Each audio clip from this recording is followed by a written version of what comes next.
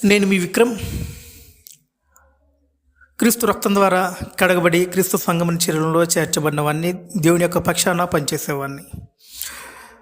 నన్ను సజీవ లెక్కలో ఉంచిన దేవాతి దేవునికి కృతజ్ఞతాస్తుతులు తెలియజేస్తూ తన పని కొరకు నన్ను వాడుకున్న దాన్ని బట్టి దేవునికి స్తోత్రములు తెలియజేస్తూ ఉన్నాను.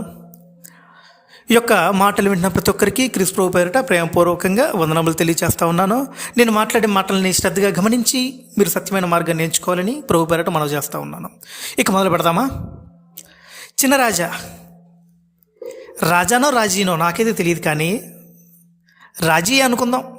ఎందుకంటే అతను మాట్లాడే మాటలను బట్టి కానివ్వండి, అతని యొక్క హావభావాలు కానివ్వండి, అతని యొక్క మొక్క కదలికలు కానివ్వండి, అతని యొక్క చేతుల యొక్క ఊపే విధానం కానివ్వండి, అతని యొక్క బాడీ లాంగ్వేజ్ కానీ అదంతా చూస్తూ ఉంటే పురుషుడైతే నాకు అనిపించట్లేదు, కానీ స్త్రీ ఇలాగే ఉన్నాడు. స్త్రీ అంటే స్త్రీ కూడా కాదండి. స్త్రీ యొక్క అవయవాల విధానం వేరు, పురుషుని యొక్క అవయవాల విధానం వేరు. మరి తను అటు ఇటు కాకుండా ఉన్నాడు కనుక ప్రస్తుతానికి మీరే ఏదో ఒకటి ఊహించేసుకోండి. అయితే ఈ అంశం మనం మాట్లాడట్లేదు, కానీ బోధ విషయమే మనం మాట్లాడుతూ ఉన్నాము. వాస్తవానికి కొత్త నిబంధన చట్టం, కొత్త నిబంధన బోధ అని మాట్లాడుతూ ఉన్నాడు. కొత్త నిబంధన నీతిలో ఉండాలి అని మాట్లాడుతున్నాడు. అసలు కొత్త నిబంధన ఏంటో తెలియని ఈ యొక్క దద్దమ్మే అనాలి.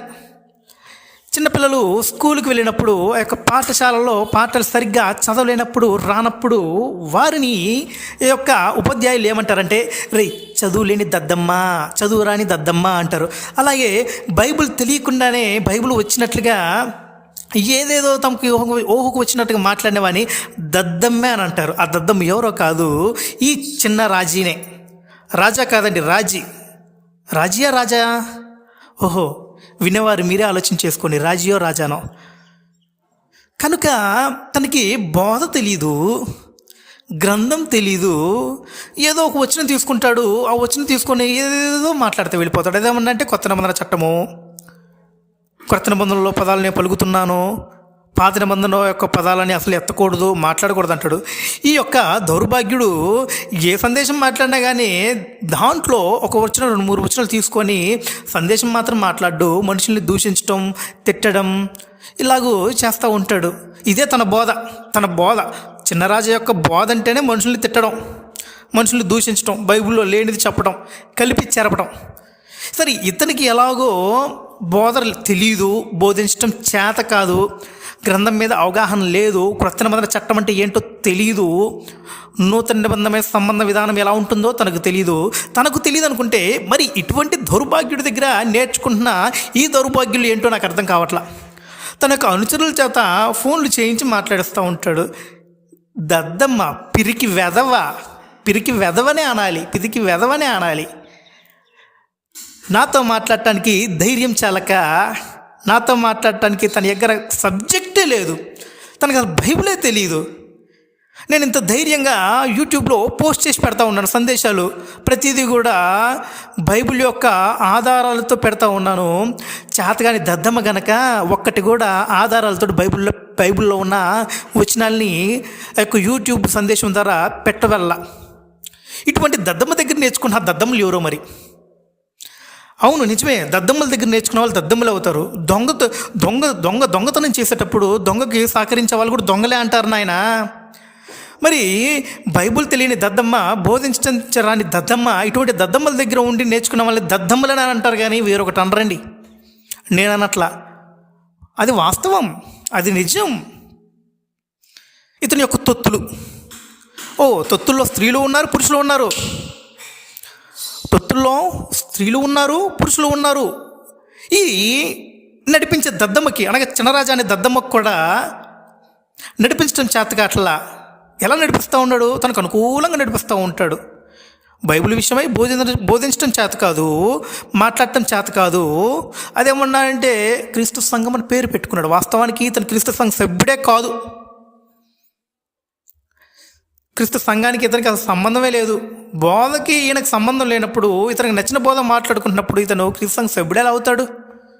కనుక గమనించండి సోదరులారా, అతను అనుచరుల చేత ఫోన్ చేసి మాట్లాడిస్తూ ఉంటారు.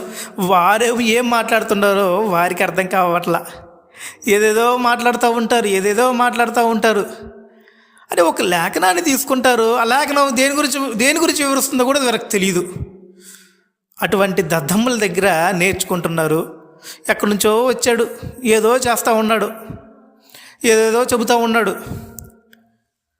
ఈ విషయమై బోధ విషయమై బోధ విషయమై చిన్నరాజా చేసేది దుర్బోధని, చిన్నరాజా బోధ విన్న వాళ్ళు దేవునికి సంబంధమైన వాళ్ళు కారని, చిన్నరాజా యొక్క బోధ విషయమై అనుసరించే వాళ్ళు, చిన్నరాజా నడిపించే మార్గం వైపు నడిచే వాళ్ళు అందరూ కూడా ఎవరైనా కానివ్వండి క్రైస్తవ్య సంబంధమైన వారు కాదని తేటగా లేఖనాలలో ఉన్న వాక్యములతోటి త్వరలో నిరూపిస్తాము.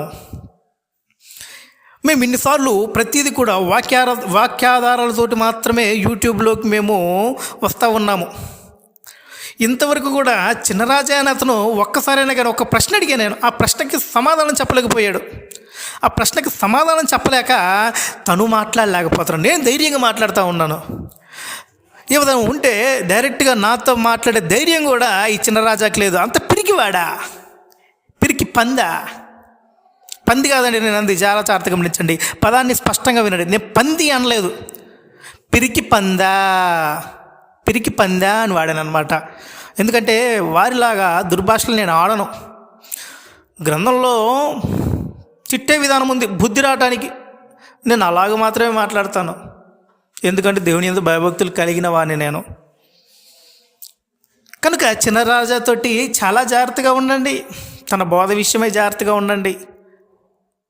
యేసుక్రీస్తుని దేవుడిగా ప్రతిష్ఠించుకోండి అని ఈ యొక్క దుర్బోధ చేసే దరిద్రుడు సమాజంలో గొర్రె ముసుగును తొలగించుకొని తిరుగుతూ ఉన్నాడు. అది గొర్రెపిల్ల కాదండి, అది తోడేలు మేలా ఫీమేలా అంటే స్త్రీయా పురుషుడా నాకే తెలియదు, కానీ అది మాత్రం తోడేలే అనే విషయము లేఖనాలు స్పష్టంగా చెప్తా ఉన్నాయి. కనుక ఈ చిన్నరాజా అనే తోడేలు అనే అటువంటి వాడితోటి మీరు జాగ్రత్తగా ఉండండి. తను బలవంతం చేస్తూ ఉన్నాడు, బలవంతంగా మీరు దేవుడిని ఒప్పుకోండి, దేవుడిని విశ్వసించండి అని దుర్బోధ చేస్తూ ఉన్నాడు. తోడేలు యొక్క వేషం కలిగి ఉండి మరలా తిరిగి పైన తోడేలు యొక్క స్వభావం కలిగి ఉండి గొర్రెపిల్ల యొక్క ముఖాన్ని ధరించుకొని క్రీస్తు సంఘాలలో జొరబడతా సంఘంలో ఉన్న బలహీనులైన విశ్వాసులను పాడు చేస్తూ ఉన్నాడు. ఇది గమనించండి సోదరులారా, ఇది గమనించండి. పాడు చేసి వాళ్ళని కూడా తనతో పాటు ఈడ్చుకొని వెళ్తూ ఉన్నాడు. కనుక తనకి మాట్లాడటం చేత కాదు, తన దగ్గర ఉన్న వాళ్ళకి మాట్లాడటం చేత కాదు, బోధించడం చేత కాదు. అసలు బైబిలే తెలియని దద్దమ్మలు వీళ్ళు, పనికి మాలిన వారు వీరు. వారు అనుకుంటున్నారు మేము ఏదో బోధిస్తున్నాం చేస్తున్నాం. అదేమన్నా అంటే మనం నిబంధనలో ఉన్న వాళ్ళం ఏంటో నిబంధన? అది చిన్నరాజా నిబంధనే కానీ వేరొకటి కాదు ఇది. ఆ చిన్నరాజు నిబంధనలోనే ఆ యొక్క తొత్తులు కూడా నడుస్తూ ఉన్నారు. కనుక చిన్నరాజాకి ఏమి తెలియనప్పుడు చిన్నరాజు నిబంధనలో ఉన్న వాళ్ళకి ఎవరికేం తెలుస్తుంది? తెలీదు. కనుక అది చెప్పాడు కదా గత వీడియోలో, నా సంఘం అని చెప్పుకున్నాడు కదా, నా వెనకాల ఉన్న సంఘం అని చెప్పుకున్నాడు కదా. కనుక అది చిన్నరాజా సంఘం కానీ క్రీస్తు సంఘం కాదండి. చిన్నరాజీ సంఘమే కానీ క్రీస్తు సంఘం కాదు. అది చిన్నరాజును వెంబడించే వాళ్ళందరూ కూడా చిన్నరాజీ సంఘం కింద ఉన్నవాళ్ళే, చిన్నరాజీకి సంబంధించిన వాళ్ళే. ఇప్పుడు లోకంలో ఎలాగైతే లోదర్నో పెంతికొస్తని పేర్లు పెట్టుకున్నారో అలాగే ఇతను కూడా చిన్నరాజీ సంఘం అన్నమాట. బయటికేమో క్రీస్తు సంఘం అని ఒక ముసుగేసాడు, అంతే, ఏం లేదు దీంట్లో. కనుక గ్రంథం తెలియని దద్దమ్మ, ఎక్కడైనా మారు, గ్రంథాన్ని స్పష్టంగా తెలుసుకో. నీకు తెలియకపోతే నేర్చుకో. నీ దగ్గర ఉన్న తొత్తులు ఉన్నారు కదా, ఈ తొత్తులకు కూడా చెప్పు, నాయనా నా గ్రంథం రాదు, నా గ్రంథం తెలీదు, మేము కలిసి గ్రంథం వచ్చిన వాళ్ళ దగ్గర నేర్చుకుందాము, మనం మారుదాము, మనందరం నిత్యత్వ వైపు వెళ్దాము అని చెప్పు. నీతో పాటు ఎంతమంది నేర్చుకొని వెళ్తావు? ఎక్కడైనా బుద్ధి తెచ్చుకో. అర్థమవుతుందా చిన్నరాజా? ఇలాగానే భయపడేవాడిని కాదు. కనుక చాలా జాతి యొక్క సందేశాన్ని గమనించి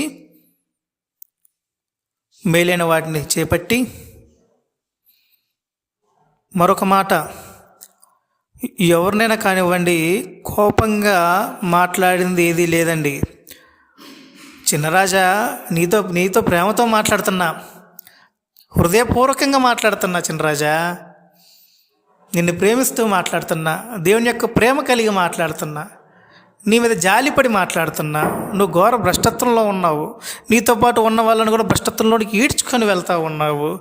కనుక బోధకులు మరీ కఠినమైన తీర్పు పొందుదురని లేఖనం తెలియజేస్తుంది. కనుక అసలు నువ్వు క్రైస్తవుడివే కాదు కనుక మొదట నువ్వు క్రైస్తవుడు అవటానికి ప్రయత్నం చేయి.